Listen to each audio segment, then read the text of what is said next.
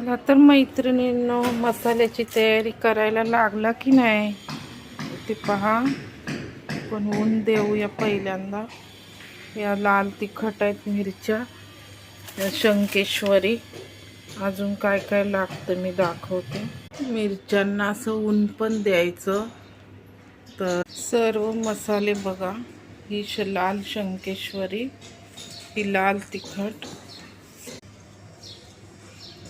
तीळ तीळ थोडे टाकतो आम्ही, काळी विलायची, चक्री फूल, दालचिनी फूल, हिरवी विलायची, हे थोडे थोडे घालायचे, हे जास्त दिले. धने अर्धा किलो, हिंगाचा खडा, हे पहा असे जिरे, खसखस, हे शाई जिरे,